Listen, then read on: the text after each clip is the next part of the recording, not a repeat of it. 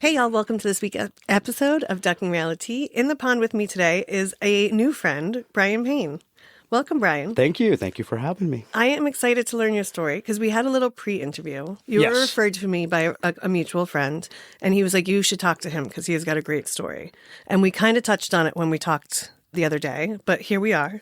So give me like the Cliff Notes version of who you are and what's going on. Oh God, you want like? Well, I mean, you can also go the whole. whole Like length. when the dinosaurs were around before Yes. oil? Or? I tell everyone you can start wherever you want because I love a story. Okay, I'll just give the quick high level thing. So, like we were talking about earlier, born in Jersey, New York, lived there for 8 years, moved to California. So theoretically, I'm a Californian, but having a good Catholic Christian June Cleaver mother and Italian. Oh, yeah. Kind of held on to that East Coast. That's why a lot of people go like, well, God, it seems like you lived in the East Coast longer. But my whole family kind of kept me going with that. So I grew up in the Bay Area, was always into music at an early age. I think my first record I had was 6 years old, which was Kiss Alive 2. Oh. Having an older brother, like I got into music really early. So like by first and second grade, I was listening to like Rush and Black Sabbath and starting to get into Iron Maiden and Dio and Sex Pistols and all that. So I've been music pretty much my whole life. Wow. And then growing up in the Bay Area, especially when you start talking about like the Stone, the Omni, Gilman Street, and the scene we had out here, I mean, it was a buffet. It had to be one of the best ways to grow up, especially if you're a music person. Yeah, I mean, especially when you look at like the 90s, and I only go to the 90s, like the mid 90s, because you'd go to like 3 shows in one day. Holy shit. And it's kind of like that now. Like there's some shows this weekend. I'm going to a matinee and then going to a nighttime show in the city.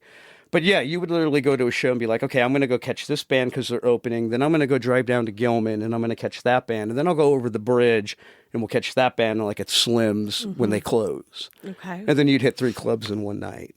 And like I said, also growing up especially with metal and punk from the Bay Area, you were very accessible to what are now celebrities, right? You were always accessible to the bands and the bars and hanging out with them. So a lot of my friends who were transplants that I've learned to become friends with over the years, they can't even comprehend it. They're like, what do you mean you go to a bar and like someone like from Green Day or Metallica would be sitting in the bar? And you're like, yeah, but you didn't fucking give a shit because you didn't know that they were going to be huge anyway. So yeah, it was just other guys playing in a band at a bar. Yeah.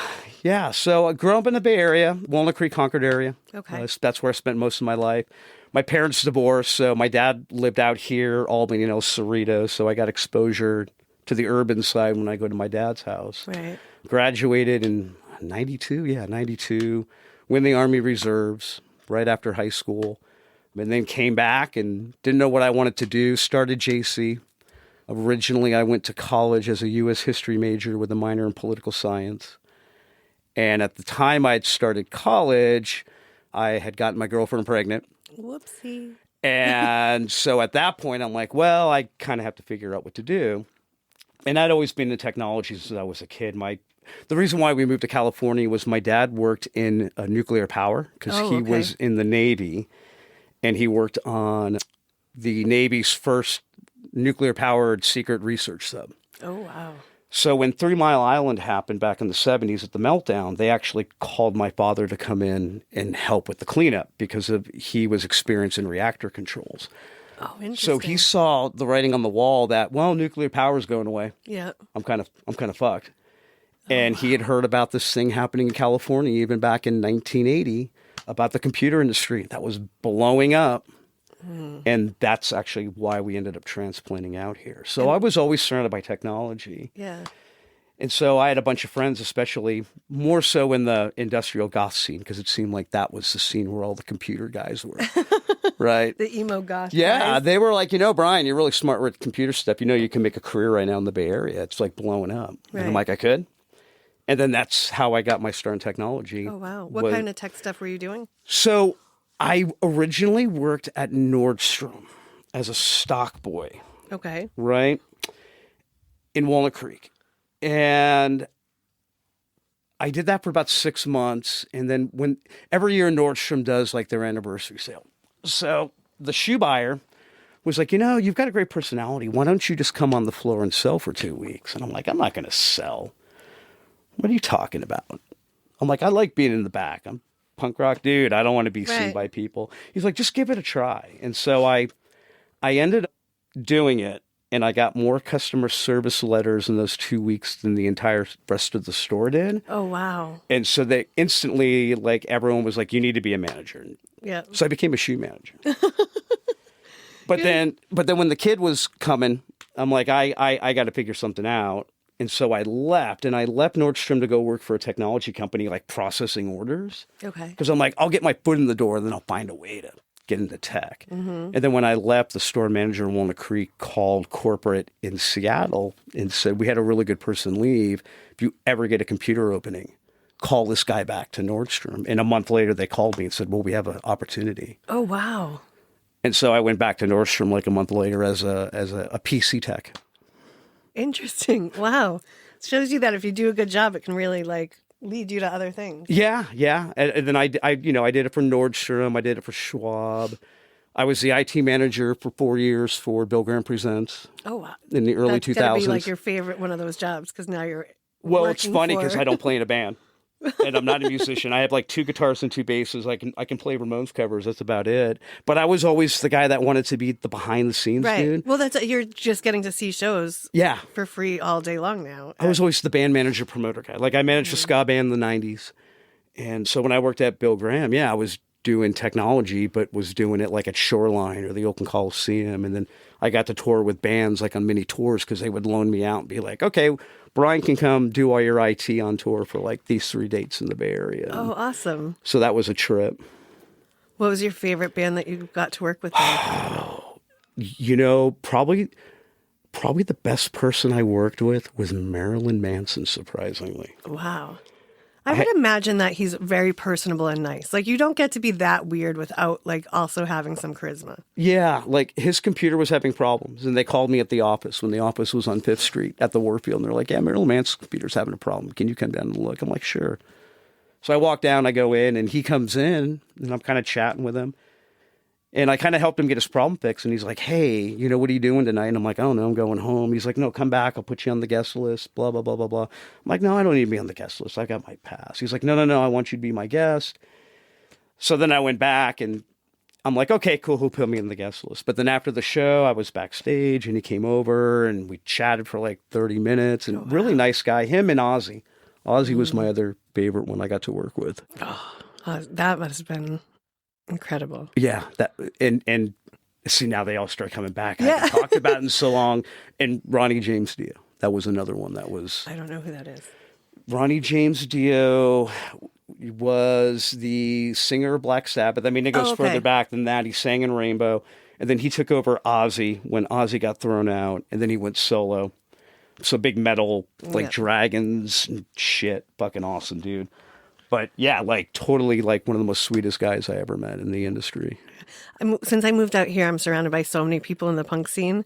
Like I work for Heart and Dagger in Oakland sometimes and Benton. So like you're telling You're telling the story about being a shoe sales guy at Nordstrom's, and one of the guys I work with, he was a shoe salesman at Nordstrom's. His name's Davey, and he's a huge punk rock guy. It was actually fun because it was the 90s. So I was like this like rude boy ska dude. So I'd wear like 50s like Rat Pack suits when I sold. So all the old ladies loved me because they would come in because I'd have my like, Tres Flores in and be like, you smell like my father. Oh. And the old ladies loved it because I had the fat pompadour. And it actually, being a rockabilly ska guy actually paid off in that line of work. Yeah, you probably seemed more approachable to them, too, in some ways. Yeah, as weird as that is, especially in conservative Walnut Creek. Right, yeah. I wouldn't have put that together. No. Yeah. They like different, though, because if it gives them something to talk to you about. Yeah, I guess so. And I guess I was always told I had the good bad boy look. Because I looked the bad boy, but then when you would talk to me, you'd be like, hey, how you doing? Nice to meet you. I'll see. You're happy and go lucky. Yep. So from Bill Graham, where did you go? Where did I go? Or yeah, because you were IT at Bill Graham for a while. Oh yeah, then I left there. I left and went and did engineering architecture system design for customers and consulting. And then I did that. I worked for a company for 7 years in agriculture doing all their IT operations. And then I worked at PayPal for about 4 years working on their infrastructure. And then got laid off from there. And then I worked for a company that did real estate LMS, which was doing really well. And then the real estate market tanked again. Oh, yeah. So I got laid off from there. And then I was laid off for 10 months, which we'll go into because that's where a lot of all the things I'm doing with the photography really stem from that era. And then was just recently working as an IT manager for a material handling company and just got laid off a week ago, which is why I can do a recording at this time of the day. Yeah. I was just thinking maybe you do our consulting now, so your schedule is really flexible or something. No. It's the whole tech stuff. It's California. It is what it is. I know. So I wonder if so you've been laid off a couple of times before, but this last time where you were laid off for 10 months was kind of a catalyst for getting back into, because were you a photographer before? Or is this all new? No, not well. I mean, iPhone, hey, look at me, narcissist, taking a picture at a show and posting on Facebook, sure. Right. No, I didn't do any photography or video at all. And I got into it because when I got laid off, I was like, no worries. I'd been laid off before. Right. And I was like, yeah, I'll be working in a couple of months. And then it kind of kept dragging. And then you're watching the bank account just go down and down and down. And, I have 2 kids. My oldest is 28 and my youngest now is 16. So, there's medical to worry about and all this. And being a guy that has always been like the mayor of the group, the positive, woohoo, always looking out for my friends, I started noticing a change. I started becoming very introverted, which was not something, if you knew me, I was always very kind of boistery, funny, narcissistic in a way kind of guy. Right. And here I am. Let's say confident instead of narcissistic. Let's say confident. Yes. I guess narcissist is the wrong word because I still always care about other people. Yeah. Maybe a self-narcissist. Maybe that's maybe a little right? Self-absorbed. Yeah. Right? And so I just started noticing I was becoming more introverted. I stopped going to shows. I stopped going out. And then I slowly stopped talking to my friends. I eventually went off social media and I didn't talk to anyone. I completely just shut down. And then I got worse and worse as the time was dragging on. And then by the end of the year, that would have been, that was 2023? I think so. As I was getting towards the end of the year, I started getting really bad. To be really honest, started going into a really weird, dark place. Thinking weird things about myself. You can read between the lines on that. Yeah. And even looking at my own children have always been a driver for me. Like I couldn't even look at my kids and get motivation. Yeah. And so as that kind of got deeper, I finally got employed after 10 months, which was the last job. But, the damage had already been done, I think, mentally. Yeah. That as I went into 2024, I was just miserable, right? And it's funny because during pandemic, which I honestly, as weird as it sounds, had a great time during pandemic. I got into, as a joke, I posted on Facebook, if anyone wants to play Dungeons and Dragons, just to do something different. Because I had played when I was a kid, and I'm like, I got to figure something out to do. Yeah, I had like 80 people go, I've never played, or I've played, we'll do it. And I started playing Dungeons and Dragons again during pandemic, and then I started streaming it. Oh, okay. So, like we've talked earlier, that's why I have a whole studio in my house. Okay. Because I loved it. I'm like, I'm going to stream it on Twitch, and I'm going to do this, and this is before I got depressed. Right. So, when I was in that mode, I'm like, I got to find something to snap out of this. So I tried streaming and that kind of started to work again. And I'm like, well, maybe I'll do some video game streaming, get monetized, make a little bit of money because I really enjoyed it. And then my father passed away. And then that just kind of made me go in reverse again. So everything I kind of started working to get out of, I just completely shut down. Yeah, it seems pointless. Yeah. And so for a little bit, I was going, I got to pull out of it. And so I started doing content, and I do that with quotes because I didn't really know what I was going to do. So I'm like, let me just throw a bunch of shit at the wall and see what sticks and see what I want to enjoy and see what takes off. So I would try making little funny videos, or one thing I did was I was doing just movie clips, right? You know, like when you go into the shorts, you see a clip from a movie. Because I'm like, oh, I'll do that to see if I can generate any views, and I'll use that towards my monetization. But I'll monetize whatever the fuck I'm going to figure out I want to do to kind of find something to grab onto. And then I got banned from YouTube. What did you get banned for? So when I'm trying to figure out something to really pull out of this depression to really grab onto, I'm doing the movie clips, and each one I do, they're getting more and more views. And I'm doing them on TikTok, Instagram, and YouTube, because I wasn't doing Facebook. At that point, I still wouldn't go back to Facebook. And so with the movie clips, I kept getting more and more views. And then I was starting to get like 300,000 views on one. Wow. And then one weekend on a Friday, I posted a movie clip from Spaceballs, if you've ever seen Spaceballs. Many times. And I did the combing the desert, we ain't found shit. And so I posted it, and it went viral. And when I mean viral, not like, I mean, by the next day, it had 1.5 million views. Oh, shit. Like 250,000 likes. And I'm like, holy crap. Like, this is what's going to get me monetized. Right. And then my account got shut down immediately, like later that afternoon. And they told me I had violated rules on not Facebook, but on YouTube. And I was permanently banned from YouTube for life. Oh, wow. What I believe is someone was very offended by it that works at Google and got me shut down. Wow. That's amazing how that can happen. Well, and it sucked because I was starting to have fun with it, and then that stepped me back. Yeah, of course. And now I'm like, well, great. I just lost the thing that was trying to make me better. Yeah. Right? And so a few months after that, I was still depressed. Again, not talking to my friends still, staying away from social media still. And then I remember the day vividly. It was last July 13th, at the Ivy Room. Plan 9 was playing with the Hellflowers. And I went, I love music. I haven't been to a show. I mean, let me take that back. I went to Social Distortion and Jawbreaker at the Fillmore during the 3 years, but I completely stopped going to club shows. I'm like, I haven't been to a club. Why don't I just go take fucking pictures? Right. And let's see what kind of content I can do with that and if I enjoy that. Right. And so bought the ticket. And then the day of the show, I got in the car and I got off the freeway 4 times, convincing myself, don't go. It's a waste of time.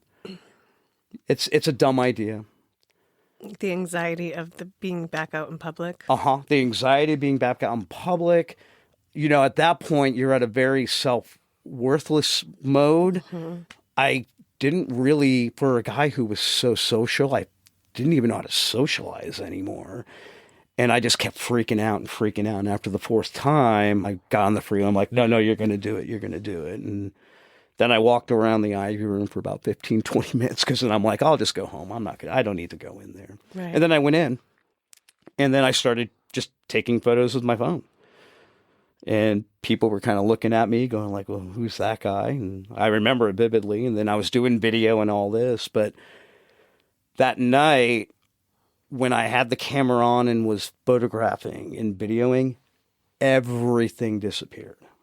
Everything. Because all that mattered is what I was trying to capture, and that love of music, which is why I kind of brought that up early, has been really a foundational root of who I am since I was like 6 years old. And it just completely changed me. And then I went home, I made some content and I posted. And I went, wow, for those like every 30-minute sets, like all the depression was gone. Everything, the only thing that existed was me and the band and anyone who was around me. So then I went, okay, well, let me just go to a show once a week. And then I started doing that. And I would bring my phone and I just started capturing bands. And one of the things is when I got into it, like the old me would go to the club and see my one band and then drink at the bar, smoke cigarettes out front and fuck every other band. Right. So one of the things that I made, I'm like, well, I'm going to capture every band. And then I started going, oh God, there's all this really good fucking music out there. And then I started feeling like an asshole for all those years that I ignored all the bands. But that's kind of how I got the start. Right. Right. And then it's just kind of snowballed from there. What do you think when you were like pulling off the freeway, like those couple times, and what do you think made you keep getting back on to keep trying to go? Like just grit, or was it? I think it was finally the thing, like I said, that I grabbed onto, that one, the music I have always resonated as a person, and two, the punk rock scene, we're all a bunch of buck-ups. Right? I mean, let's just be real. We all come from, especially a lot of the us older ones, we come from divorced families. Yes, we can say some came from the urban, some came from the suburban, but even the kids that came from suburbia did not come from the perfect things for the most part, right? And even if they didn't, who cares, right? Because it was all about community anyway. And as I kind of was shooting, there's two things that happened. One, I kind of started talking to the bands, and of course, you know, I knew people in the scene, so I was reconnecting again. I think the thing that drove me was that if I didn't keep doing this, I was going to self-destruct. There was no way around it. And I kind of felt like if this doesn't work to pull me out when everything else in life is not pulling me out, I've got to make it work, because I'm going to be non-existent if I don't. Yeah. And you didn't seek therapy or anything like that? You just were white knuckling it by yourself? Well, at the time I was laid off, so I only had the Medi-Cal. Yeah. And American health. I love therapy, don't get me wrong. I've gone to therapy before, and I think therapy is friggin' awesome. But I didn't go because I kind of felt, I know what the problem is. I wasn't ignoring the problem. Right. Like, I knew everything that was driving me. It was how am I going to get out of it? Right. So at that point I go, I don't know what a therapist is going to do for me, because the problem isn't recognizing and saying this is where I'm at. I already had that. It was more, how the fuck am I going to get out of it? Which the therapist is going to say, go find some things to get out of it. Which but I was trying on my own. It's very self-aware for someone to have that foresight to say, like, okay, I know I'm depressed. I know nothing I know normally takes me out of it. That's why I was asking, is because how did you put your finger on what was happening? You know, because there are so many people that are depressed and don't realize it. Yeah. Like, so there is a level of self-awareness that you had. I think it was easy because I knew who I was as a person. And when you're the guy that's always in someone's corner, especially through the tough times and whatnot, and now you're in it, and I would kind of try to talk to my friends in the beginning, but they knew my attitude. And so they'd be like, oh, don't worry, it'll blow over. Yeah. You're just in a bad spot. But I kept kind of going, no, this feels different than like, oh, this is stressful. Like, I've tried to explain it, and sometimes it's hard. I just knew, because I couldn't reverse it. Yeah. And so when you go from being here and the guy that, like, on social media posts having a cocktail at a bar and you get like 90 likes in normal life, and then when I went off Facebook, because that was another trigger too, because when I went off social media, nobody, except maybe for like 3 or 4 people, were like, are you okay? Because I was like, I posted every day of my life on social media. Yeah. And nobody wondered where the hell I went. Yeah, that's a blow to the ego. It's like when someone's being like, oh, I'm getting off social media, and you're like, why are you announcing it? It's yeah. Why? Like, and I'm not going to do that. Right. Because that's not why I was going off social media, was to get attention. I was going off it because I couldn't even, I was so disappointed and so self-loathing that I just couldn't even watch people having a good time in life, which is why I went off it. Yeah. When I was in some of my darkest points, I stopped looking at social media because I was like, those people get to live a life. I don't. To an extent, if it's real. Oh, well, yeah. No, just I meant like they're just even out. Like, because I went through a phase where I didn't leave my house for almost 3 years. I was I had an injury and was on a bunch of meds and it made me super depressed. And then like to make it from my bed to my couch was like, that was a hard day's work. Or like taking a shower where you actually washed yourself and you didn't just stand in the water and like get out and be like, oh yeah, I still slightly smell a little, but that's okay. No one's around. See, that's exactly where I was at too. Yeah. Like even making coffee, I'm like, God, I gotta go make a cup of coffee. Yeah. That's when you know. Yeah. You know. Yeah. And I called a friend and was like, listen, I don't know I can't get out of this. Like, I don't know how to. And I went and checked into a place and I was there. Most people there were there for substance abuse. And although I was having a problem with drugs, but it was all prescribed and I was taking way less and I didn't think I had a problem. I was like, no, I can't even deal with that because I can't even deal with the fact that like sometimes I can't even get up to go take the meds that I'm supposed to be taking because that's too much work. And I'm like, and that's what I have a problem with. And then I went and I was like, oh, all of these people are way more fucked than I am. Well, you bring up two interesting things. And so I think what made it even worse for me personally was one, I've never been a drug person. All my friends have, but I was never a drug guy. I was always the drinker, but I was never like an at-home drinker unless you came over for a barbecue. Then we're going to drink a bottle of whiskey and beers and blah, blah, blah. It's not like I was home even drinking or even medicating, right? The feeling. And because of one, that, and two, going back earlier, you said it's really remarkable that you can be self-aware of it. It almost makes that worse too. Right. Because you're self-aware, you're not numbing any of it, right? So I didn't numb it and I knew what was going on. And I feel like that actually, it's the craziest thing to say, actually made it even worse. Yeah, because you're like, I should be able to get out of it. And then you start shitting all over yourself. I should be able to get out of this. I know I'm better than this. I should be doing. And then that spirals to even worse because then you're like, how come I can't? What's keeping me in this space? Like, and especially when you have kids, because I'm sure you're a really involved dad. And, so you're like, now I'm not even motivated to go do this with my kid. And then that beats you up and then... And loved ones, I look at my loved ones, my relationship fell apart from it for the most part. Like nothing. And then you get even worse because you're like, all these people know who I am and have been. And this is who I am. And then I would, like I said, it would just make me feel so much worse, like the self-loathing. Yeah, because why isn't anyone coming to save you from it? And I was very angry about that. Yeah.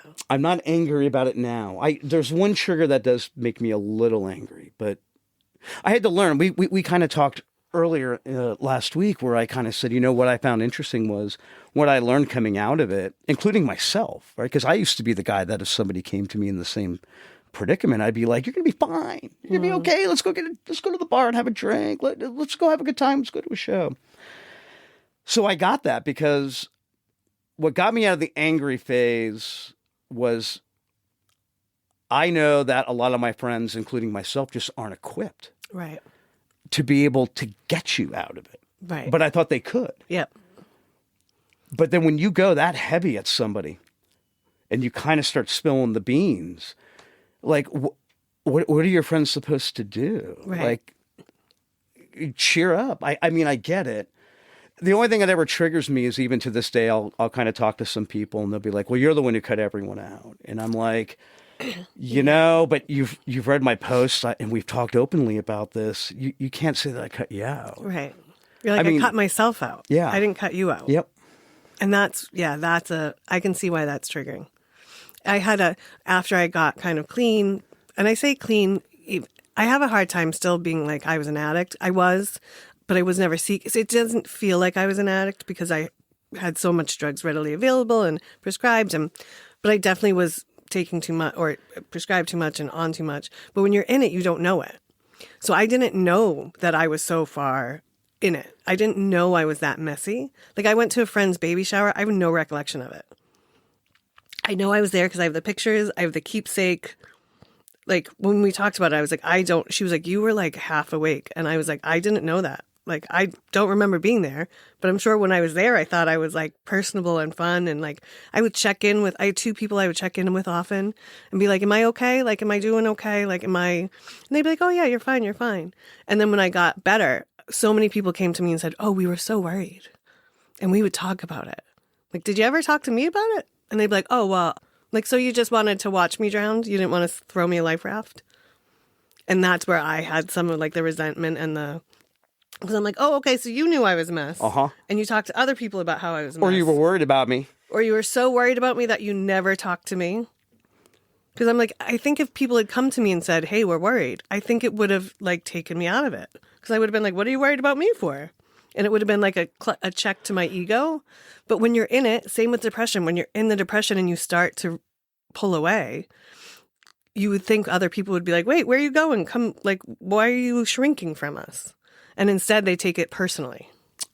I tend to wonder if that would have helped me because I've gone through that whole, I say I think it would, but I don't know if it would. Right, because like I did the same thing as you when you look at it post, and I kind of made that comment. I'm like, God, what if like people had really got it up in there and dragged me out of the house and did this and did that? But I think at the moment in time, I just would have gone further in the shell. Yeah. And so I kind of went through that and I'm like, well, it's kind of easy for me to go, well, if you just come and talk to me, maybe that would have helped me. But I kind of know and I've accepted that even if I'd gotten that attention, I probably just would have regressed even further away. And maybe even faster. Yeah. Because then you wouldn't have been living up to what they wanted. And if you didn't have that energy. Yeah, it's a thing. Like, that's why I say it's a trigger for me. And I'll just say, like, after coming to tell me how worried you were when I was in it, but never doing anything about it, makes me feel like, okay, do you want a gold sticker? Like, why are you telling me about how you used to feel? That's one of those things for me, is like, it makes me just irrationally mad. And it is because I get caught in that. If they'd come to me, would I have changed my life sooner? And I don't know that I would have, but it's hard to think that I would have just ignored it. I think in the moment, I thought, like I said, that would help. Yeah. And it's one of those things you just kind of have to accept and release the whatever that trigger is. Or like, I know I had resentments for a while about it and I don't anymore. I mean, every once in a while something comes up and I'm like, oh, that makes me twitchy. And like, I have an attitude about it, but I have to remember like, oh, that's all my shit too. Like, that's not their shit. It's not their responsibility to save me. It's mine. It's, I have to go and find the tools that make it work for me, but it still is a thing. Well, I mean, I still deal with it to this day. It's not like I'm cured and all happy going. Like, there's times, I still do one show a week. Sometimes I'll do 2 or 3. And even going and doing that, like, there are times where I start the drive and I go, why am I doing this? My stuff sucks. Because I'm my worst critic. I've always been my worst critic, even before the whole. So you're a true artist. That's what I'm told, especially for the, 7-8 months I've been doing it. But yeah, like, I would sit there and be like, why am I even going? And then I have to go, nope, shut the fuck up, go, go. But I have to say, I mean, how do I say this? This is no disrespect to people that I've known. A lot of the support I get, because I was very open about it when I would go to shows, because here I am.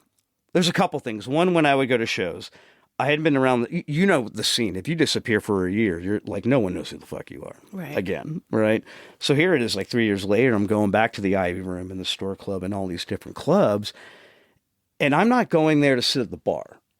I'm right there on the floor doing shit with a camera. Right? And as I got more and more into it, my iPhone is getting bigger now. Now I'm like, I have friggin' a Steadicam. Now I have a mic. And my whole thing was, one, getting into it, I never want to distract the band. Mm-hmm.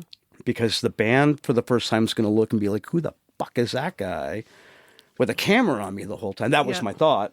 And 2, I never want to get in the way of a paying patron. Right. Oh, okay. Yeah, right? I don't want to be that guy standing in front of you. So what ended up happening is, one, I'm a pretty short dude. So I'll find like the tallest person near close to the stage and I get in front of them. So now I'm not blocking shit. Right. But then what I really started doing is from the beginning, I would go to the ground. So I would sit, get on my knees, and take photos from the ground. Well, that brings even more attention to you. Right. But I guess it kind of got interesting because a lot of the bands started telling me I would get these weird, like, to be like, oh, your angles and the things you do. And I'm like, yeah, that's not art. I just didn't want to be in someone's way. Right. But then it kind of evolves more now that people are getting used to me. Like, I'll lay flat on my back. I'll lay on the stair. I do all this crazy stuff. But it was funny because doing all that, then, there's some people in bands I had known for years and some who I'm just kind of meeting.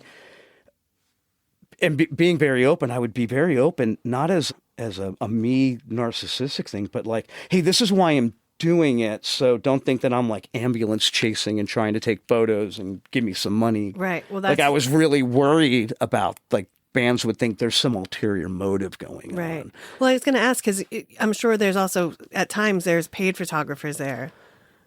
Yes. So do you guys ever bump into each other or run into like hey, this is my shoot or whatever? I'll tell you this. When I got into it, a lot of support from the bands because they thought it was because the more and more I'm out, they're like, oh, like he just loves doing it. And I would tell them my story and then they would even know even more. Right.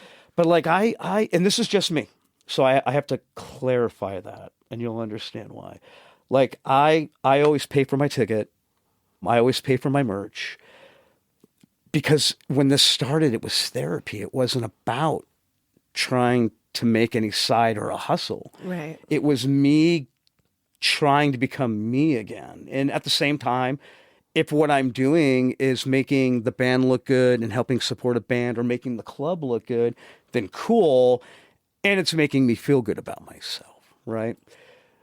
But as I've been meeting a lot of the local photographers, and I'm a member on Instagram of a group called Site Punk Rock Photographers, and it's just a whole collective of all these people that do shows. I'm now starting to cross paths with them, and it's actually a pretty amazing community. It's not like some cutthroat thing, right? Because it did get to a point where I've been doing this for therapy, and then probably towards the end of the year, some bands did start approaching. And it was the bands going, we want to do videos. We want to do this. We'll pay you. Right. And in the beginning, the self-critic, my shit sucks. Right. Of course. I can't take your money. I can't do that. And then after a little convincing from the bands, then it was like, well, we'll pay you. And I'm like, I can't take money. And they're like, what do you mean you can't take money? And I'm like, I can't. Like, I love this, what's happening. Right. This is what is making me be me again. And I don't want to lose that. Oh, that's an interesting fact. Right? Yeah. And turn it into that. And so that was actually my biggest fear of taking $1 was I don't ever want to lose the therapy side of it. If I start making money, does it become a whole different thing? Like when I go to a show, I can do whatever the fuck I want. Right. Because I'm just going, I'm going to try this, try that. And then I go, well, God, what happens if you throw in, well, this is what I want, this and this, this and this. And right. I go, how does it change? Well, now is that going to stress me out? Is that going to make me feel anxiety? And so it really probably December, like I've started having conversations with bands going, you can do it. You can do both. Right. Right. Especially a couple of musicians that are session musicians were like, listen, I can have fun and I can still make money. And right. you do something that people are telling me is good. Yeah. I'll take their word for it. I just started saying thank you when someone says nice picture. Yep. That took me 7 months. Well, even when I was on the phone with you and I was like, I was looking through all your stuff and it's really amazing. You were like, oh no, it's fine. It's shit. It's all right. And I was like, no, Well, it'll never be good. But that's a driver, right? Yes. But that's always been my personality is the self-competitor. So no matter what I do, it's never going to be good enough. But that's what drives me to try to make it better. But no, I'll never hit a point where I go, God damn it, that's it. Yeah, I got it. That's it, right? The pinnacle has been reached. So yeah, I mean, they're the ones that have been the really supportive to where I feel like coming into this year, I can accept that it's okay to take money. Mm-hmm.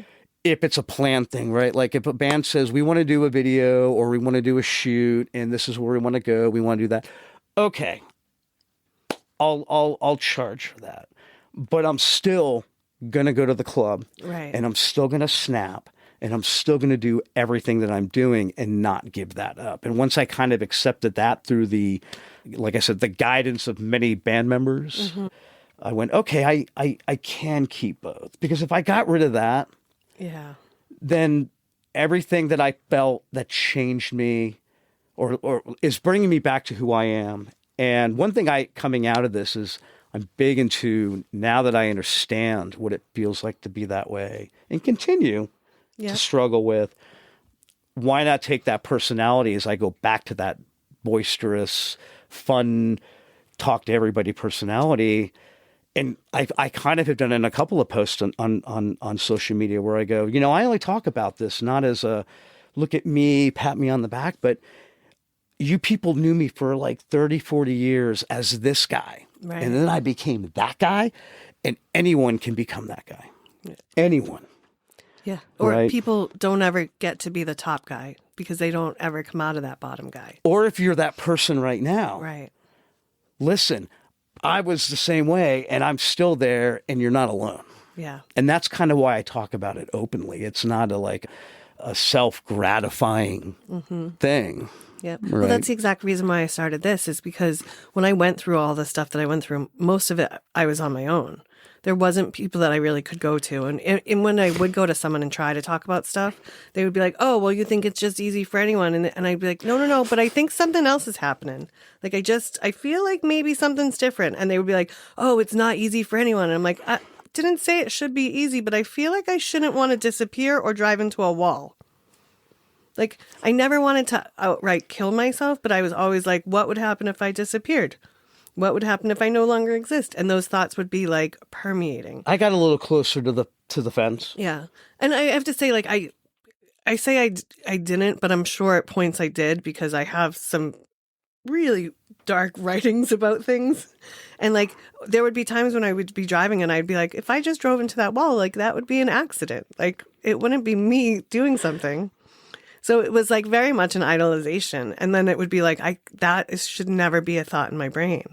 Like, things are not that bad. Like, I can get through this. But there was other times when I was like, I just am never going to move off my couch again. And no one will notice, and I'll just kind of disappear into it, and it'll be fine. Do you ever ask yourself this? Because this is something I've done where, you talk about the self-realizations and whatnot, where I almost go, I think I've always had it. Because I started getting anxiety and panic attacks in my early 20s. But I know as a kid, I was made fun of a lot, right? I was bullied and picked on and had like 3 friends until I got to junior high. And what happened in junior high was one of the popular kids was making fun of me at PE one day. And I did the John Hughes movie, and I freaking clocked him and knocked him out.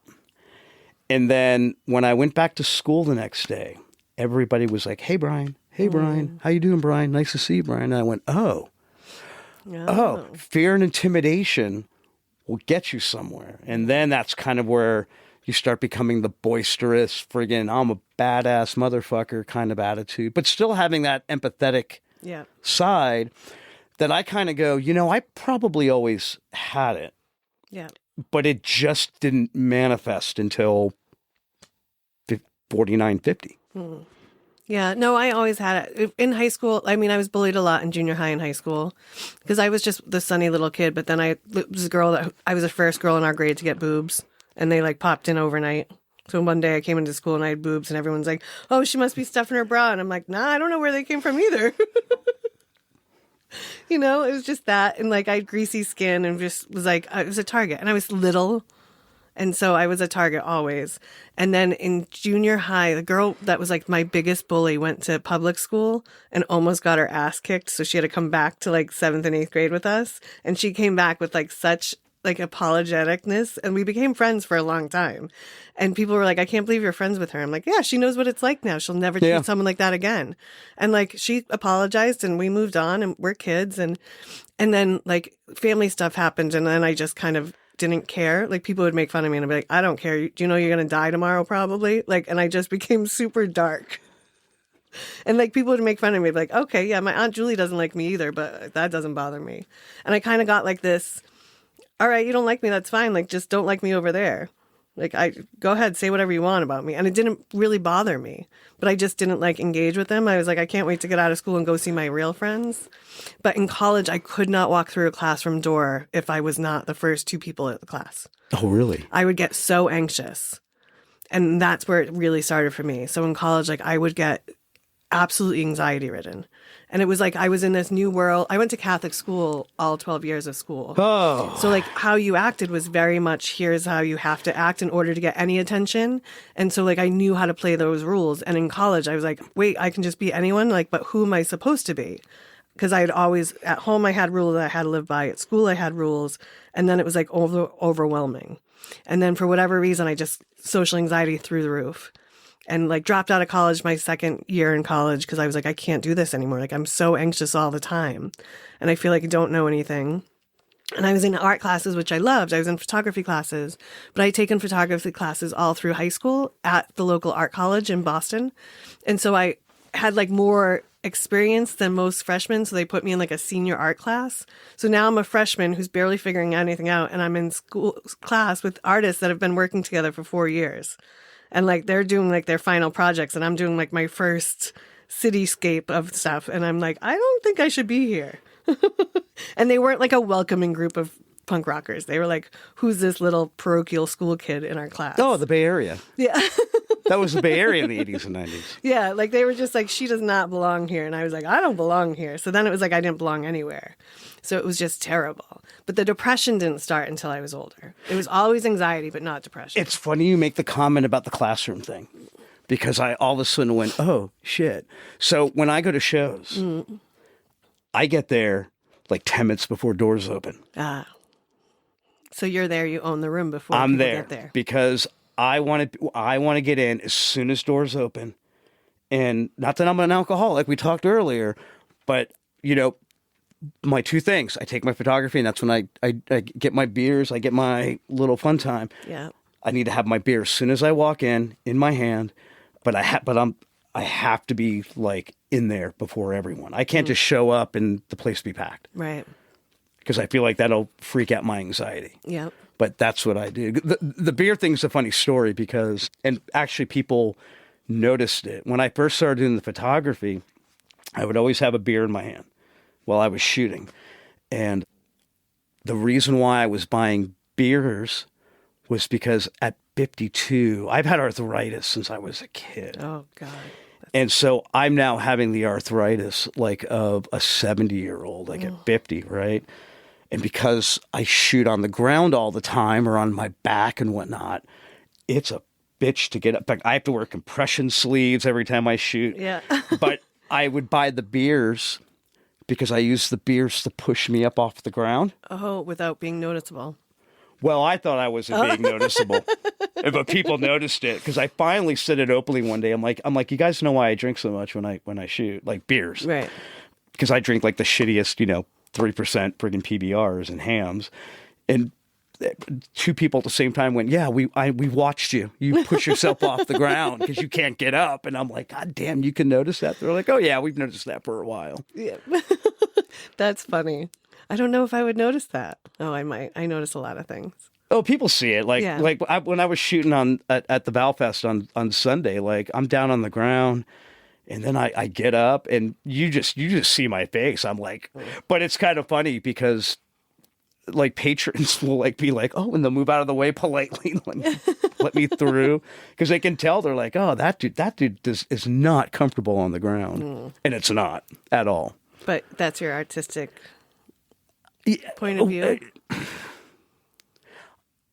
I mean, I guess it's become artistic. It's just how I feel comfortable doing it. I don't want to be in anyone's way. you know, and that's my biggest thing is I don't want to be that person who's just, and then the bands are the ones who are like, dude, you know, who gives a shit? You get up in there. And I'm like, no, I can figure out how to get in there.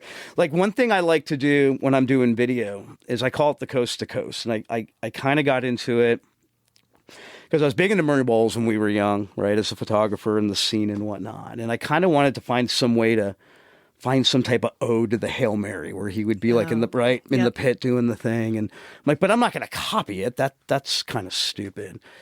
So one night I just happened to go, you know, I'm going to do like a 10-second video where I start on one side of the stage and I'll pan the whole band and go from left to right or right to left. And so that kind of became my unofficial Murray tribute, right?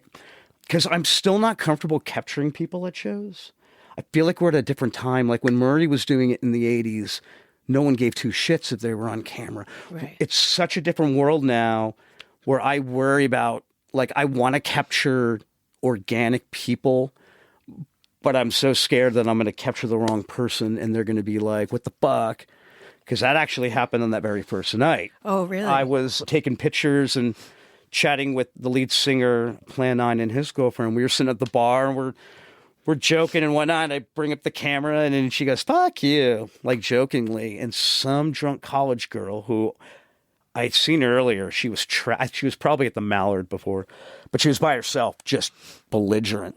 And she walked up and slammed my phone out of my hand and said, you don't take pictures of someone who doesn't want pictures. And all three of us were like, what the fuck? And then she went, oh, and then she ran out of the bar. So like really on my first night, I had that happen. And but you weren't even taking a picture of her. You were taking a picture of your friend's girlfriend. No. And so it didn't traumatize me, but made you aware. I'll capture people I know.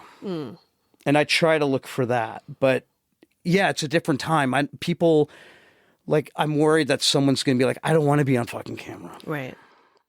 Yeah, but I mean, they also have to be aware, and most clubs also have signs up that says, like, smile, you're on camera, because you're on camera no matter. Like, all those clubs have cameras for security. Yeah, but they're not posting it on social media, that's true. right? That's true. Yeah. But still, like, when you're in a public place, you have to also understand that. It's like that couple at the Coldplay concert. If he had just played it off. Yeah. If they had just been like, oh, hey, waving, nothing. No. It would not have been a big deal. But that's what I'm saying. Like, you have to kind of assume that you could be posted on in the background of someone's. If you're at any show, I always assume that if there's people taking photos, even if it's just a couple of friends taking photos, that I might be in the background of it. And I might not know where that goes up. But, I mean, you could read too. Like, I can read, like, if I'm shooting, you know, kind of like going back to with the coast to coast, like when I do that, like if you ever see me at a show, I'm like doing this. And people go like, why do you get so twitchy at times? And I go, well, when I do video stuff like that, I make sure there's no one filming at the time. Right. And what I mean by filming is I'm not talking like another professional or whatever. Like another part of the reason why I like being low on the ground is even people that are just patrons shooting with their phone. If you look around, a band without me or a professional is getting 5 or 6 pieces of marketing material right then and there. And chances are those are going to be on social media before I even get home. Right? Why do I want to ruin any of those shots? Because there might be something good in that for the band. Right? And so that's another reason why I go to the floor. Because I'm not in anyone's way, but I'm always looking because I don't want to get into anyone else's way. So when I do like that coast to coast, I do it like once and I look and I look and I look and I go, there are no phones up right now. And then I'll go do it. Right. Yeah, but that's also you being extremely thoughtful as someone that went to shows for years and didn't want someone fucking up your video. Yeah. That's not how all photographers or videographers think. Most of them are there, and they're like, I'm here to get my shit, and I'm going to get my shit no matter. But I'm not a professional. I'm just some matter, dude. Though. But what I mean by that is I'm such a fucking rookie. I tell everyone, when I go home, it's like Halloween, right? I don't know what the fuck is in my pillowcase? Right? I just know I went door to door and I got a bunch of shit. Yeah. And maybe every once in a while I'll look in and be like, oh, cool, Reese's Peanut Butter Cup. Awesome. But then I go home with that camera, which is a camera now because I'm actually using a real camera now. But I'll still use my iPhone because that's something that I still love to do. But I go home and it's like I dump the pillowcase out and I go, well, what the fuck did I get? Oh, shit. An apple? Fuck that. Oh, peanuts? Fuck that. So I look at it as because I'm such a rook, I don't know if I'm ever going. I go home thinking that I didn't get anything good. So what if I did that like we're talking about and I fucked up something good that someone else is capturing? So now the band loses in multiple ways, I think. Right. Because I feel like when it comes to self-promotion, really social media, if bands are using it correctly, it's the number one deal. Like I'll use a band as an example is the Darts, right? Like I love the fucking Darts and I follow them religiously because they will take anybody's stuff. It doesn't matter how amateur, how poor, and will always repost it, repost it. Right. And so when I saw that early, especially with that band and how they'll just go repost it all, I go, well, I don't want to go do that move and then fuck up 5 videos that the band could have reposted. Right. Not the Darts, but just anyone in general. Right. And so that's kind of the way I look at it. It's not about me. Right. It's about the therapy. And all I'm trying to do is, can I go home and I made either the Ivy Room or the Stir Club or Hotel Utah or whatever, and I made the band, whether you're the headliner or the opening band, because I'll capture the opening band just as much as the headliner and work just as hard for fun. Did I make them look like they're at the Fillmore? That's like my ultimate goal. Can I go home and you look at the band and you look at that venue and you go, Jesus, the stage at the Ivy Room looks fucking huge and that band looks friggin' energetic. And would my work make somebody go to that club or make them go see that band to help keep this scene going is really my motivation. Especially right now when things keep closing. Parkside closing, Bottom of the Hill is closing. It seems like the scene is starting to really come back, but then we're losing these places that were institutions. From what I understand, because I thought the same thing too, like when I came back into the scene doing the photography therapy, when the clubs kind of started being announced, shutting down here and there and this and that, or they're not doing shows anymore at that certain place, I went, oh God, there's like nowhere to go. But the bands are actually, no, there's a lot of places. Okay. There's a lot of places. It's just not the staples, right? I mean, remember the staples have been around for how long? Yeah. Fillmore and the Warfield are never going to shut down. We hope. Right? No, they never will. All right. But, when you look at Bottom of the Hill in the Parkside, yeah, they did their run. And I don't mean like they did their run, move out of the way, but they had good fucking runs, right? And yes, you get your Ivy Rooms and Stir Clubs and Hotel Utahs that have just been around, and they'll continue as long as, like I said, people are buying drinks and people are buying merch and whatnot. But I'm starting to see with every one staple club that's dropping, I start to see 3 or 4 things pop up. Oh, that's good. Because when I follow so many bands that you'll start to go like, oh, they're starting to do shows at Little Hill Lounge again. Okay. And then there's a place in Berkeley called Spats that all of a sudden now has been starting to do shows, I've right? Heard of that. Yep. And so you start to see like when one kind of dies, some more are popping up. I think the biggest problem isn't the clubs. We sit here at our age and it's easy to say I can go, if I brought my calendar of all the shows that I'm tracking, I could go to 8 shows this week, but I'm 52. Right. So what do you do when you're 16 and you want to play a show? Because you've been practicing in your garage with friends for a year and now I want to go play something. You've got Gilman? There's a really cool place in Walnut Creek called Up the Creek, a record store that does shows and all age bands can play. Nice. But I can't even count on one hand where if I was 16, how would I even get into it? Right. Or even 18. Yeah. Right? Oh, I haven't thought about that in a long time. That's the challenge I see. Now, maybe I see that more as being a father, right? And having friends that are been in the scene and now their kids are playing in bands. My friend who I've known since high school, his kid's band is Tungsten Brains. They're all underage. They're like 17, 18. they play the Ivy Room, but they have to play first. Right. And then they have to leave immediately. Yep. And someone their parent has to be there. I think. Yes. Right? Yeah. Because we have a kid that does open mic every once in a while, comedy. At Fireside, they do music. And they have comedy every once in a while. And we've had a 16-year-old kid come in, and he's done comedy, and his mom has to be with him. But yeah, he has to perform first and then get right out. Yeah. And everybody watches him like a hawk. And then that's it. Like, so where do you play? Like, that to me is the bigger thing for me personally. When I look at the music scene overall, I think our scene and our age, and as you get older, you'll have places to play, right? But it's kind of like, you said earlier about supporting the scene. It's kind of why I buy my tickets and I don't do guest lists. And not just me. Yeah. But like, to me, well, like, you also can afford it, which is well, right now I can't. Yeah. In fact, that's kind of one of my big fears is I have to start scaling back tremendously because I just can't. I've got to pick and choose. Like, I've always been big about even I'll buy every piece of merch from a band. That's $20 in the gas tank. Yeah. Because I know, being in the music industry, knowing no one's making money off the music. You're making the money off the merch if you're a band. Right. You're maybe at some shows bringing in a decent cut, but that's usually going to rent or recording or whatever. Yeah. Right. Studio time. And we all know that the club might be making some cut to an extent. We know the bookers are not making jack shit. Let's just be real. And the club is making the money like a movie theater. It's making it off the beers and the cocktails, right? So that's why I pay for everything, because and that's why it's been a little hard, because some people now know I'm laid off, and the bands are like, well, we'll put you on the guest list. And I'm like, I know, but I feel like it goes against every prideful thing that I tried to create the last 7 months for me. Right. That not only am I doing what I'm doing and trying to figure out how I can make money, keep it free, but also being an intricate part of the scene and helping support it. Right.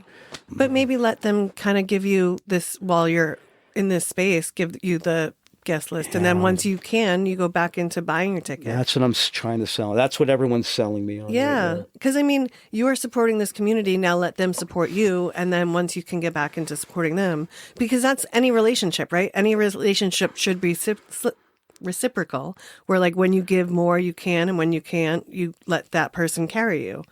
That's the truth in every relationship, even with like, because this is a relationship you have with the music. So let the music support you. Well, and then you'll go back to supporting the music. Yeah, I guess I think my hang up, and it's my own personal hang up. Like I said, it's all me.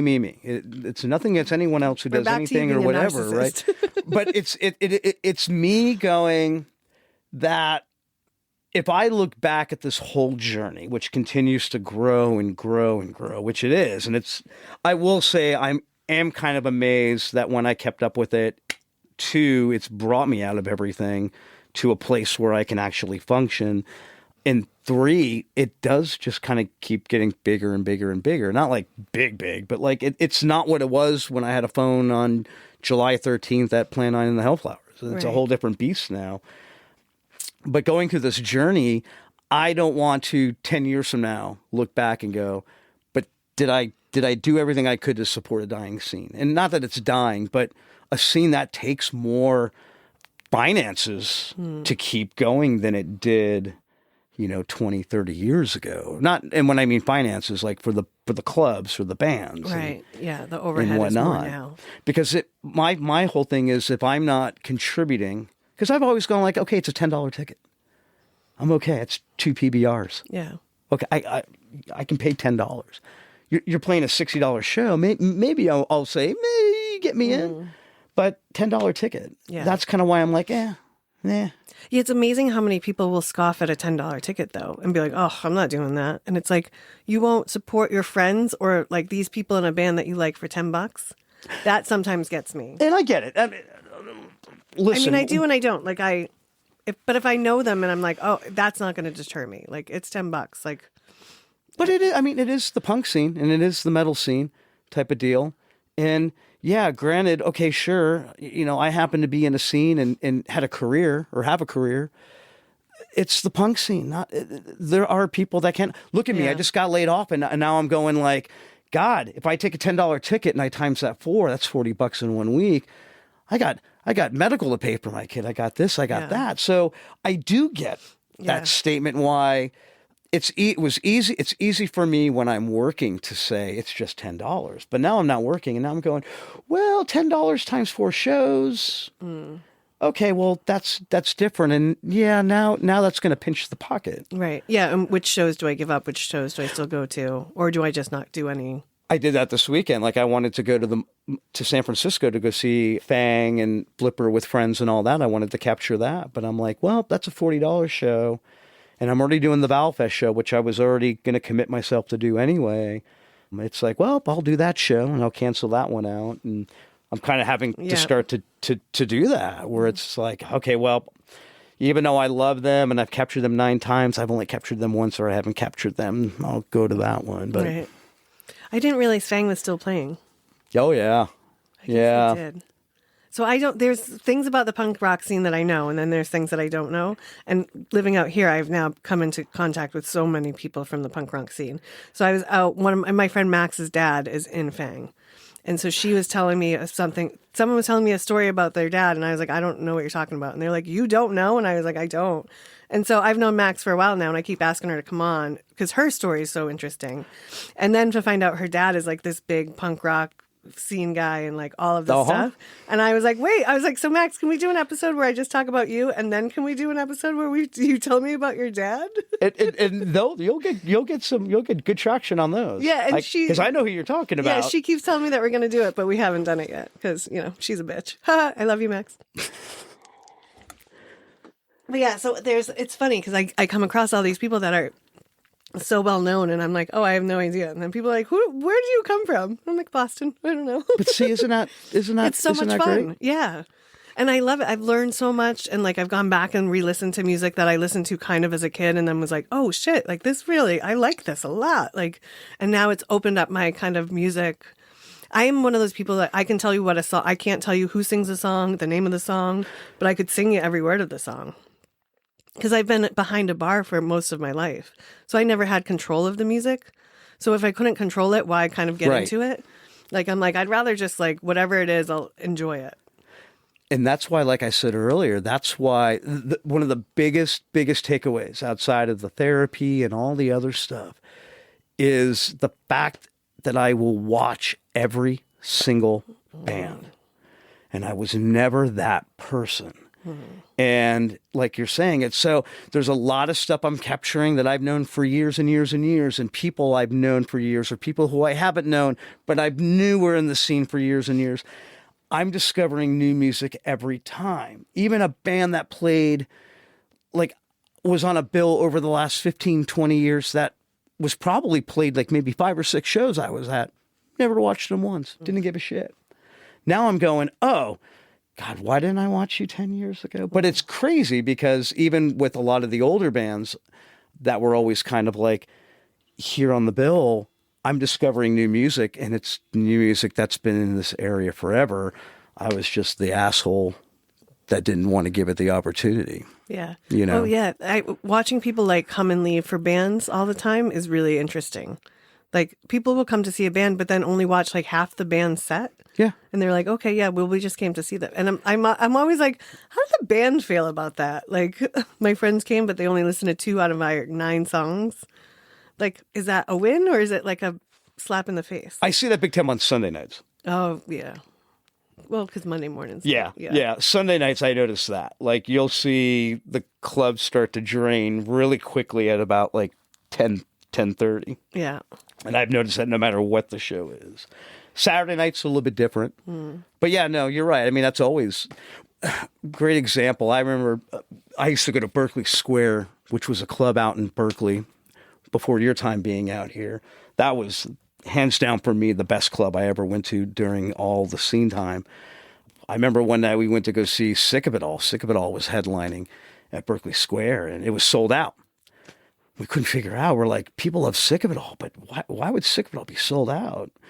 So we go there, and I knew Omar, who was the owner, and Kermit, who was this big sweetheart, but this dude would like kill you like with his thigh. He was so enormous. but he knew us, and so we could actually go loiter in front of the club because we would wait out in front of the club and be like, "Can we go in yet?" And he'd be like, "No."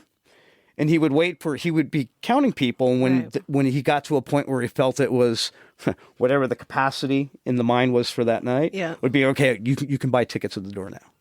So that's how we would get into the sold out shows. And they were playing, and all of a sudden there was 4 bands. And so this band was playing in the second slot. They finished and half the club left. Oh, wow. And we're like, what the hell? So we go up to Kermit. And we're like, he's like, yeah, you can come in now. We're like, cool. We're like, what band just played? And he's like, I don't know, some band called Korn. Oh, wow. Korn was playing like second on the bill, touring, was sick of it all. And when Korn ended, like half the club fucking left. Wow. So, I mean, I only bring up that story because it's always been that way. Yeah. Right? No matter what. Like, you're sitting there going, like, sick of it all, an established band, and half the club still left. Wow. And it's just a testament, too, to how hard it is to get people to actually go out and show up to some of these things. I get that, though. I mean, we're old now. I mean, shit, we're old.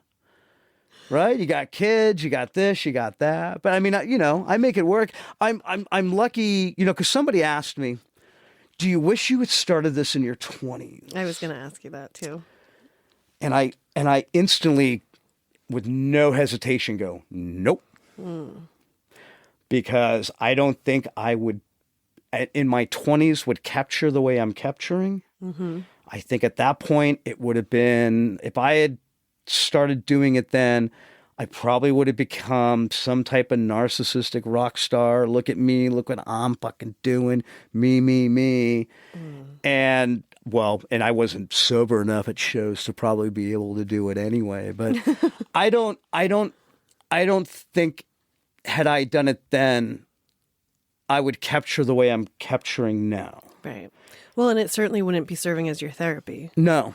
You would have had to find something else. No. And I never even thought about doing it back then. But I had friends, obviously, that were capturing the scene for years. But yeah, if I had done it in my 20s, no, I think it would have been a whole different beast. Because I will say in my work, there is a piece of me in it, which is just striving to create the best I can for, like I said, that band or that club or the moment going on. Right? I don't think that would have been my objective in my 20s. Right. My objective would have been like, how can I become cool? Right. Yeah. I didn't do this to become cool. I just did it and went on my own and started doing it. Right. Well, you were doing it to save your own spirit, really. Yeah.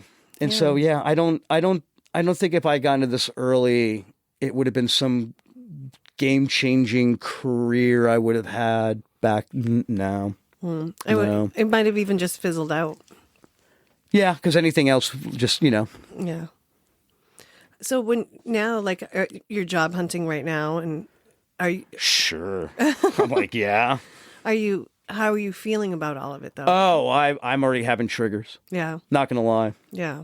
It already started the day I got laid off. But yeah, the triggers are there because I can... we talked about earlier, I can't explain the feeling, but I know the feeling. Mm-hmm. I'm already feeling that feeling of where I was when I was at the rock bottom. I can feel it. Yeah.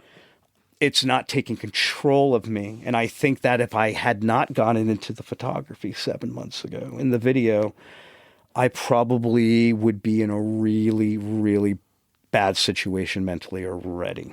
Yeah. It's a struggle. Yeah. But I'm not going to lie and be like, oh, it'll be okay. No, it's freaking me the fuck out.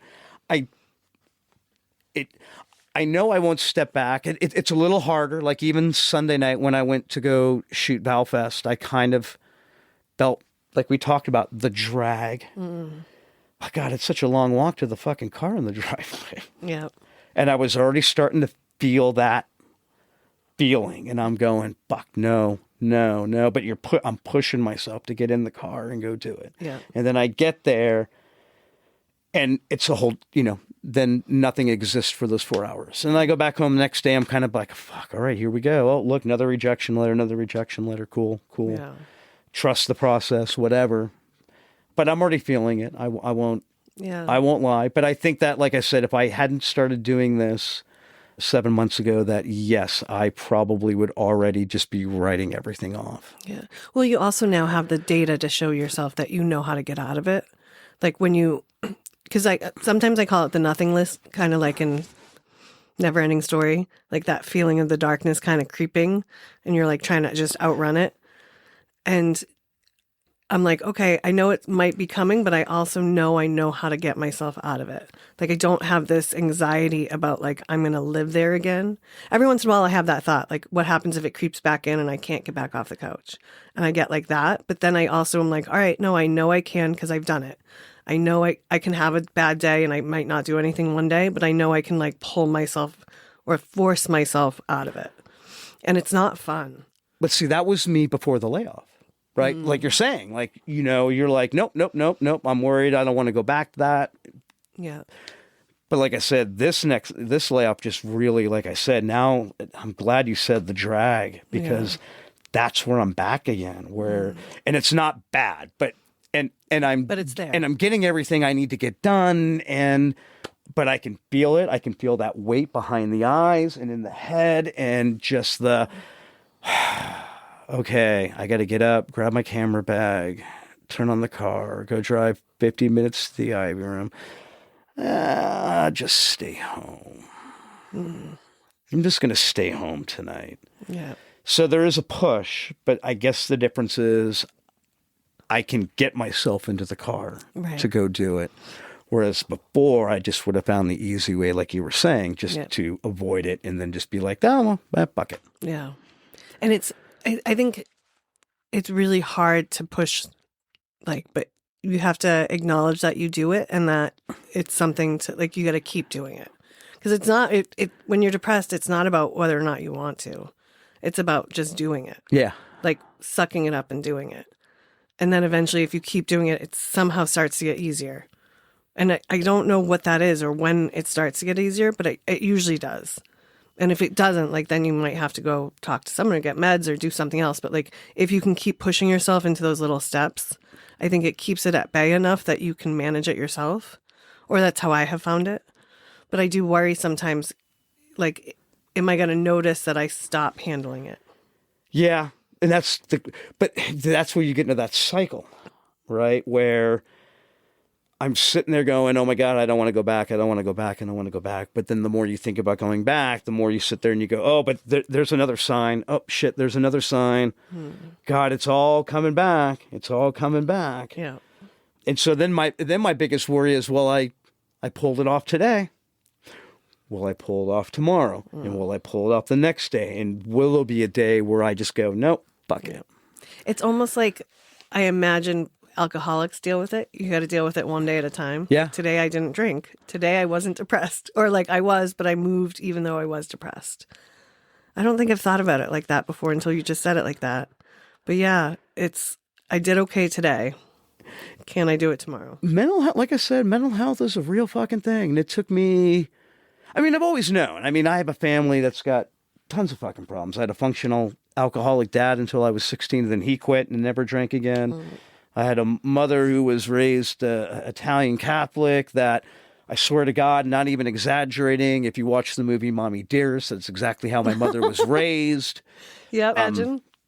I have a brother and a sister that were with my dad's marriage before my mom, so they're my half. My sister I'm very close with. My half brother committed suicide. 2016, 2017. I don't know, the years all bleed now, but so there was mental health there. And then I have another brother who was the one who was a big influence musically for me, who treated me like shit even when we were kids.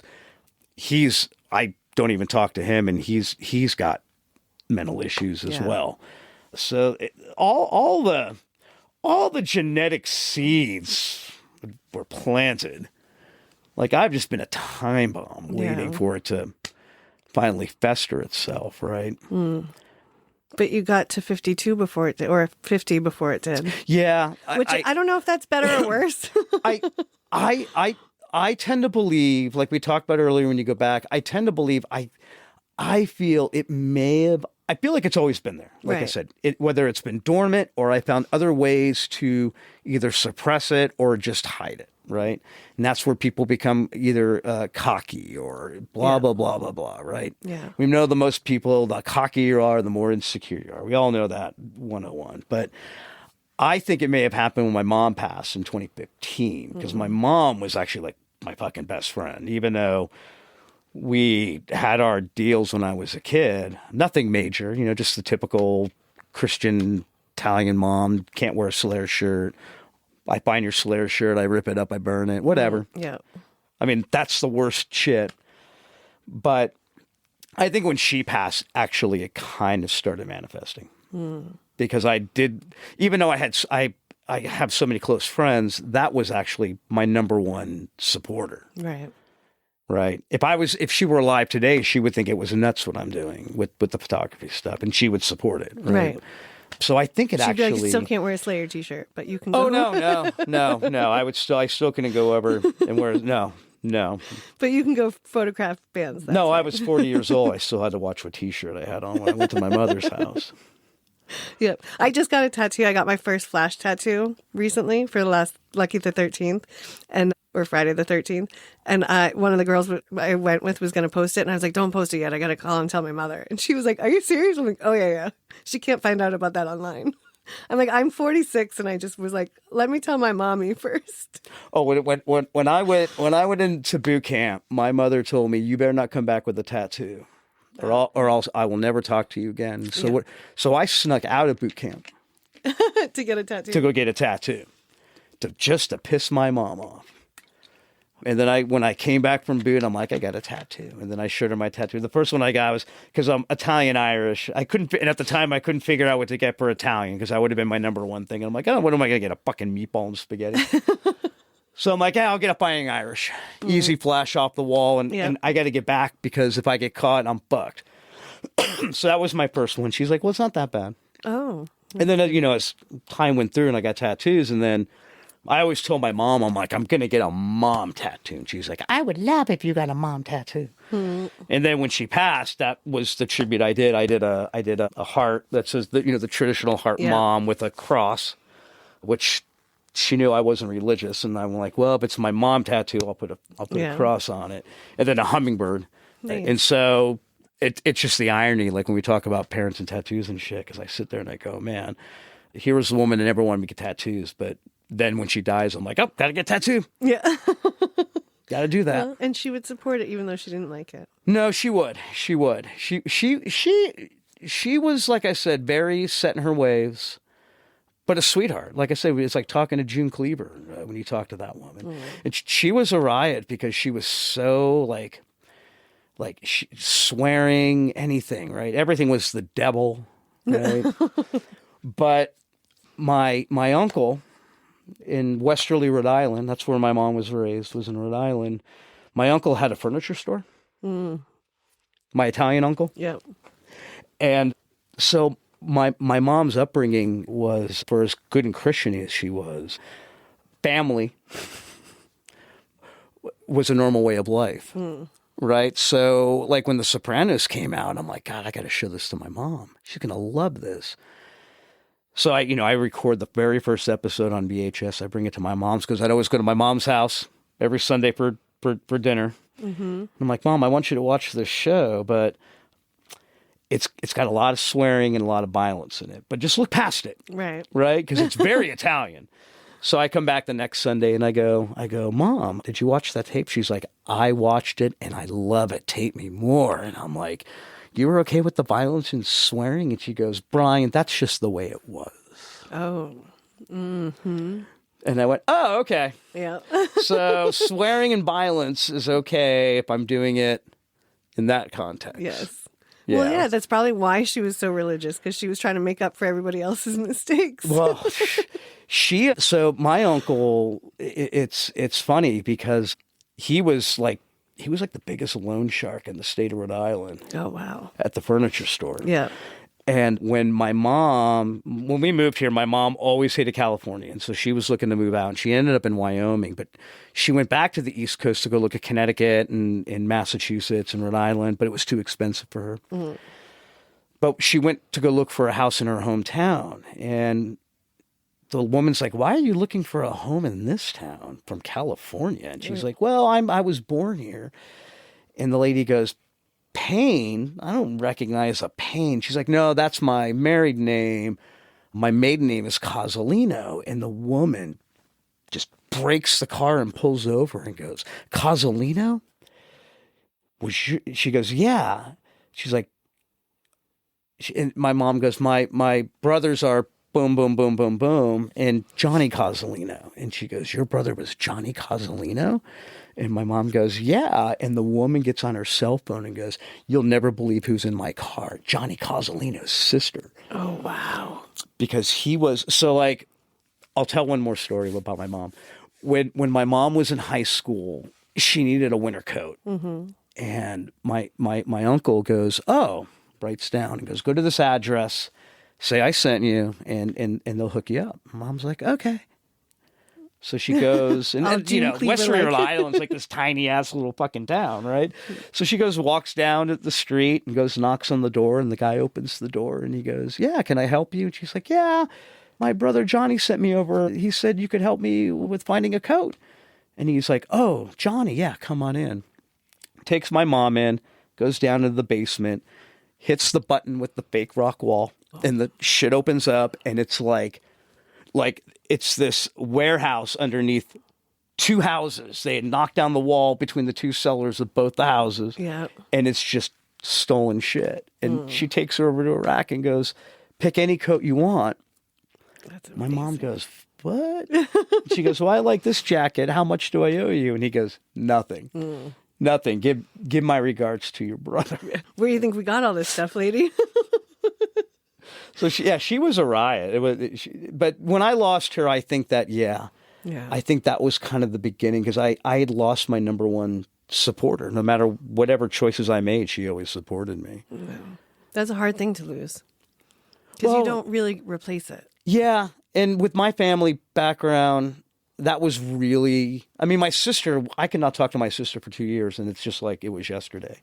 But for most of my family, like, that was really my family. I mean, my mom raised me as a single mom, and, my dad, to his credit, like, quit drinking, and he became a very big counselor and advocate in AA all the way up until the day he died. But we were never close. We were like very business close, and he was proud of me and whatnot. But it was my mom that, like, anytime I did something in her eyes successful, was a real driver for me, Yeah. You have to then shift into somehow being your own biggest cheerleader, which is a hard thing to do. Like when she passed, I stopped doing Christmas. And when I mean I stopped doing Christmas, I used to be the Griswold, like go fucking balls out. And then when my mom passed, because Christmas was like my mom's holiday, like it instantly died with her. Oh. So that first Christmas, like I had to force myself to put up a tree just for the kids. So when I kind of go back and look in the self-realization, I go, that was a red flag. Yeah. Have you brought it back yet for Christmas? Yeah, but it's still not the same. I don't know. I don't know what it is. But then, I don't know. I think our generation, like my kids, 28 and 16, Christmas is different anyway. It's not the Christmas of like what we see in the movies anymore. Yeah. Right? That it doesn't exist. They just want gift cards and we're fucking good. We had this conversation just this Christmas, actually. One of my aunts was saying how she's like, it just doesn't feel the same. And I'm like, well, that's because we used to be like Christmas Eve, all of us together at my grandmother was kind of that person for all of us. And when she died, things changed. Yeah. And like my mom and her siblings have done a really good job of staying together and like trying to keep the traditions alive. But there is something just lackluster about them all every year. And one of my aunts was like, it just makes me depressed. My mom was saying the same thing. And I was like, well, it's because you keep wanting it to be what it used to be. You keep, like, we used to do Christmas Eve, we'd have dinner and we would all be there until like midnight, 1 o'clock. Like we'd be put asleep on the top of the coats. Like it wasn't like get home to go make sure Santa came. It was like, oh, we're all together and hanging out and the kids will go to sleep and we'll bring them home when they get home. I'm like, we lost that because now everyone has schedules and everyone has this and everyone has so much shit in their life. Yep. It's not like you get like 3 days off for Christmas like you used to back in the 80s or 90s or even early 2000s. Everything seemed more calm. now everyone's like, oh, I got sleep schedules and I've got this and I got to make sure my kid has this, and this so that they're functional in the morning. They didn't give a shit about us that much when we were kids. But like they're different. Like having a 28-year-old, you kind of see the cross pollination of the generation, right? And my 28-year-old again was going to Gilman and volunteering at Gilman at 12 years old, right? Working the scene, doing this, doing that. My 16-year-old's interesting because like for like years, my kid would just wear sweatpants and a t-shirt to school. And I know when I was a kid, if you were wearing sweatpants and a t-shirt, you're fucking bullied. You come from a poor family, and I'd sit there and be like, God, you want to go shopping? No, I'm good. Okay. And then I finally realized when I would go start dropping them off at school, I'm like, oh, all the kids wear friggin' workout shorts and t-shirts, every of them. But then I started noticing something even more interesting. And then I started looking around going, oh no, every kid is wearing that. There were no cliques. Oh, interesting. No. And I'm like looking around, and this is like junior high, right? And junior high, the cliques start to formulate. Yeah. You always had the popular kids even back in elementary, but you kind of get that clique formation in junior high. And I'm looking around going, that's interesting. And then when he started high school, I would pick him up and they all looked the same. And I'm like, don't you have anybody with long hair or mohawks or wear Slayer t-shirts or something? Right. No. Oh, that is interesting.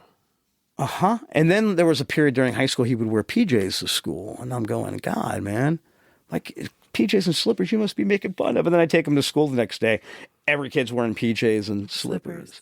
So it's kind of this oxymoron where, listen, we know as youth we gravitated to clique because clique is where we felt comfortable. But we know now as we older, you don't need a fucking clique. You just need good people. Right? So in hindsight, like in the positive, I go, cool. You don't need to be a member of something to prove yourself and prove your worth and all that. But at the same time, there's no individuality. So did this generation just give up individuality for what it is today, which is I don't need to be a member of a clique? So that's where my generation brain goes, I don't know what's bad or worse. Like, I don't know if that's good or that's a bad thing. Mm-hmm. I just don't know. Yeah, that'll be interesting to see how that plays out. I'm just trying to think of, because I walk by schools all the time. I'm just trying to think that you don't see. Look around. Yeah. You don't like see even the our kids. parents had hippie stoners, friggin' rockabilly motorcycle. There was cliques even in the 50s, right? And 60s and the 70s and the 80s and the 90s. Next time you drive by schools, just look. You won't see the kids across the street of high school that are the stoners smoking cigarettes and brown bagging a bottle of friggin' airplane booze or none of it. Yeah. Now, don't get me wrong. Like, that's the whole thing. Like, talking to him, I'm like, so what is the jam? And he's like, oh, yeah, it's all prescription pills. That's what the kids are into. It's vapes and prescriptions. Right, yeah, because you can do it seamless without getting caught. Well, they give out Adderall to kids now like it's fucking Pez dispensers. But when we went to school, the bad kids would be doing that shit. Yeah. No, there is no differential between bad and good. You just either do it or you don't do it. Right. And it's probably not judged because they're... That's what I mean, right? Like, oh, all right. You don't want any... Joe over there does. So it's really interesting. And I point that out to a lot of people, especially people that don't have kids. I'm like, yeah, next time you drive by schools, always look and you will not see, you won't see the group of the 5 punks walking down to the gas station after school. And then the 8 stoners going to the park to go sit at the picnic table. Right. Nope, none of that. They all get picked up and they all go home. That's the one thing I cannot stand, especially on the island. You all live within walking distance. Why are you picking up your kid? And it's safer here. I'm not saying but a high school kid should be able to walk 3 blocks home. You should not have to pick them up. I was just reading an article about how kids now don't have the same decision-making skills that we do, as because we used to walk home and you would have to like, do I go this route? Do I go that route? There's a sketchy guy. Let me go around the corner. Like there's all the little micro decisions that you make in that day that like reinforces the fact that you can do stuff and you're capable and you can move throughout the world.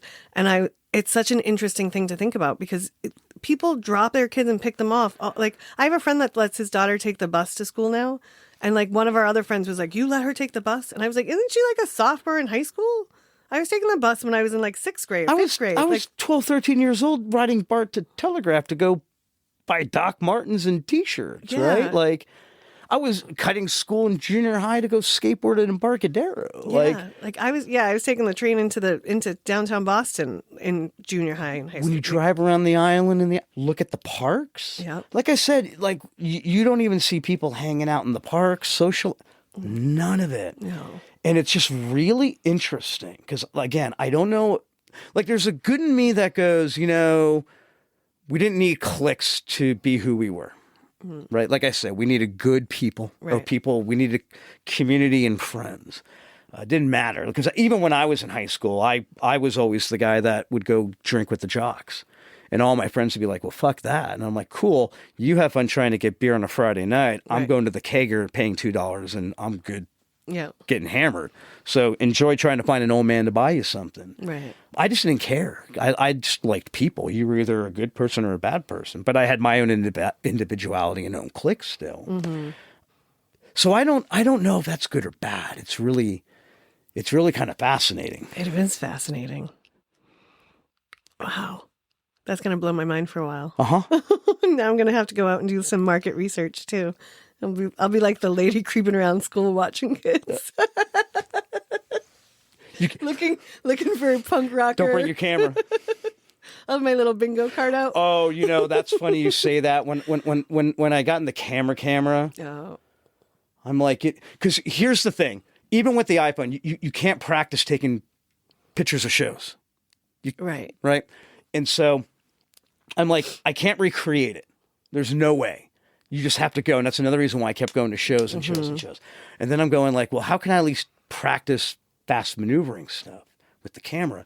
I'm like, I know, I'll go to like the park. I'll go to like a soccer game or a kid's high school football, or not high school, but like something in the park. And then I go, oh God, if I go to the park by myself with a camera taking pictures of fucking kids, I'm going to get arrested. Yeah. And it's funny that you have to think like that. Where back in the day you would have that wouldn't not. Yeah, no. So that died real fast. Yeah. But yeah. Yeah. Let's keep you out of parks. And Chuck E. Cheese. Oh my gosh, Brian! Thank you so much for sharing so much of your story with us. And like, it is the fact that you're so open about it is going to help someone else. You know what I mean? And the fact that you're not saying like, hey, I'm cured, I did this. You're saying like, hey, this has worked for me and I'm going to continue to do what works for me. And I'm going to continue to reach out to my community and my friends and look for the support and keep doing these things and doing them in a way to support a scene that is almost dying. I mean, let's hope not, but... No, I agree with that, as corny as it is. If my story can help one person or whatnot, that's kind of why I try to be open about it. Yeah. But that's awesome. I mean, that's why I started the podcast, is so that I could talk about it and to do stuff like this and say, like, there's more of us out here that feel like that than there aren't. And we don't talk about it enough because it makes people uncomfortable. It makes people that haven't been through it uncomfortable because they don't know how to relate to it. And it makes the people that are in it uncomfortable because they know other people can't relate to them. Yep. So it's like everyone's a little bit uncomfortable and we got away from having uncomfortable conversations. But those are the conversations that really help heal us and like save us. Well, I appreciate it. Thank you. Yeah. Thank you so much. And you'll have to come back and keep us up to date with what happens and where you're going and your art. And I'll link a bunch of your show stuff in here because you might not think it's amazing, but it is really good. I'll tell you one thing I think would be amazing. You do a follow-up. You put me and Johnny in the chair together. We'll fucking give you an episode. Yeah. Give us a couple of beers. Oh yeah, we'll give you a high-rated episode. Oh, we'll do one. that. Yeah, absolutely. Because he even was like, oh yeah, we both knew each other from the scene, but we didn't know each other. Yeah. So he was like, well, then we were like, how come we don't hang out all the time? And I was like, well, because we all work a lot. Yeah, he's been a big mental supporter for me. Yeah, he's an amazing dude. I'm really grateful that he has come into my world. So, but now I'm grateful to have you too, and I can't wait to go appreciate see a that. show with you and watch you crawl all over the ground. Oh, well, like I said, there's photos of it. All right. Well, thank you all for listening. We hope you got something out of this, and go find some joy today.